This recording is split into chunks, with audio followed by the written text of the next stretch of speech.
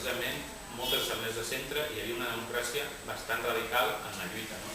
I buscant per internet he trobat algunes cròniques del que es va viure en aquells moments que crec que val la pena llegir. I és una professora d'un institut de Sant Joan d'Espí i diu: em va impressionar el nivell de democràcia que hi havia, que partia sempre de les reunions de centre, les assemblees de zona de la localitat per debatre propostes i sumar dades, les assemblees provincials i el retorn un altre cop a les zones i als centres. Un cop convocada la vaga va començar a fer-se palesa la incomprensió de les famílies i de la població en general. Aleshores es va decidir redactar fulls informatius explicant els motius. Malgrat tot, la tensió va anar creixent. Això també va estar bé saber-ho, perquè ahir a l'assemblea molt el que deien els professors i professores era aquest rebuig que es troben per part de l'opinió pública, per part dels pares, per part de les mares, que no saben una vaga que va durar 20 dies, evidentment, els altres cops que s'ha fet vaga, això també existia, i es va aconseguir, d'alguna forma es va aconseguir combatre i es va aconseguir superar. Llavors, continua i diu: el principal escull es va trobar en la posició tancada del govern central i les desqualificacions a les nostres demandes fetes pel ministre d'Educació, senyor Maravall, una cosa que també et recorda el que ha passat aquests dies. Es veia venir que seria un conflicte llarg i per primera vegada l'administració va dir que descomptaria dels salaris els dies de vaga. És a dir, que com que les vagues no estaven legalitzades no els descomptaven els salaris.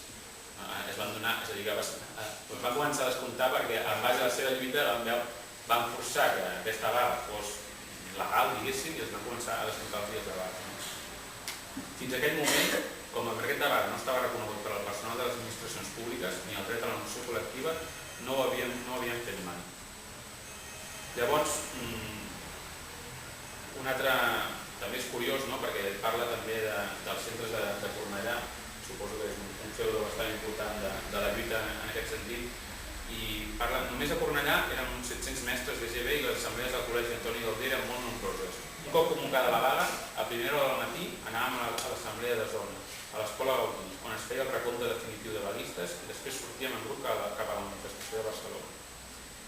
I segueix una mica aquí, ja acaba com va acabar el tema. Estaven fent molta pressió i el govern socialista havia de complir les seves promeses electorals. La vaga continuava i el debat més dur a les assemblees era si havia de ser indefinida. Per una banda, la vaga indefinida podia impactar més el govern, però si no cedia, quant de temps aguantaríem i quanta gent?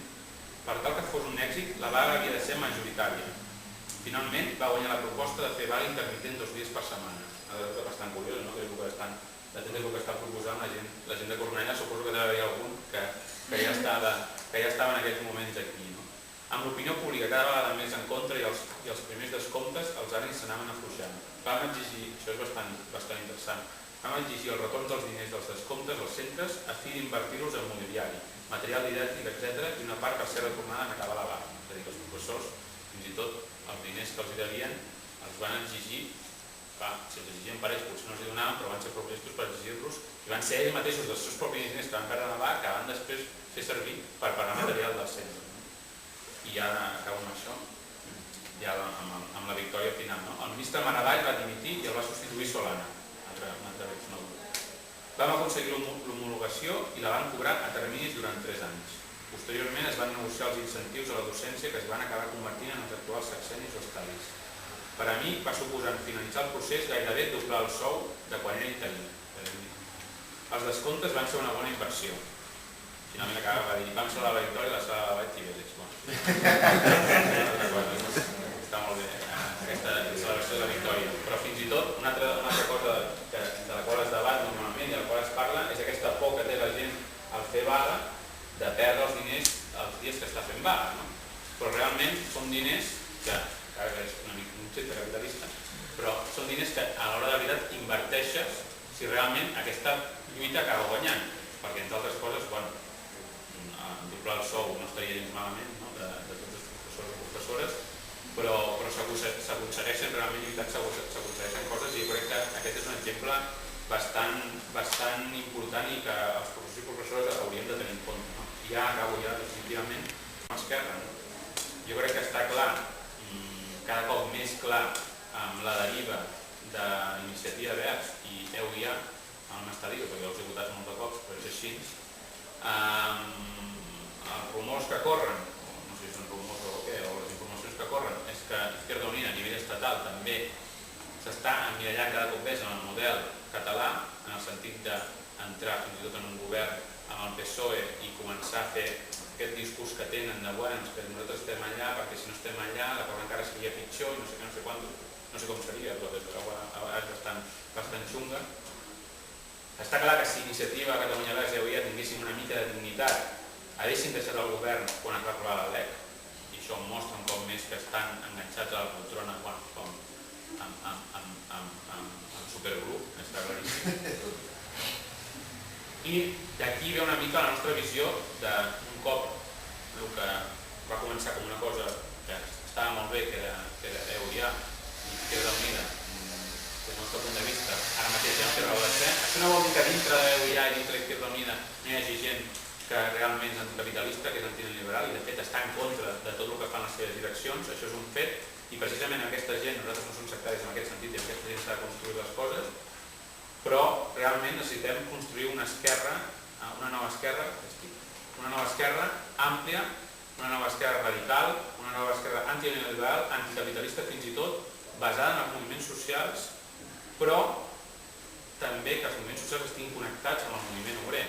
I a la lluita contra la LEC i la lluita per una millor educació mostra, en part, que mentre hi ha moviments socials que evidentment defensen l'educació pública, per guanyar una millor educació pública, per guanyar la lluita contra la LEC, per guanyar totes aquestes demandes que expressava l'Evaristo, és necessari i és clau que aquesta lluita es doni als centres de treball i es doni a través, des d'un punt de vista, a través de vagues. Hi ha moltes altres coses a fer, com el tema de les línies, etc. Però és important que això es doni als centres de treball. I el neoliberalisme l'aturem als centres de treball. I això és molt important. Per això la necessitat d'aquesta unió entre els moviments socials, la radicalitat dels moviments socials, però també amb el moviment obrer. I, jo crec que aquesta esquerra ha d'incluir no només en lluites, sinó totes les organitzacions, tots els sindicats. És un debat també de com es du això a terme, però des de molta gent de lluita que està aquí, fins l'Anna segurament també podria estar dins, l'Evaristo també estaria dins. Jo crec que és una feina que ens queda per fer.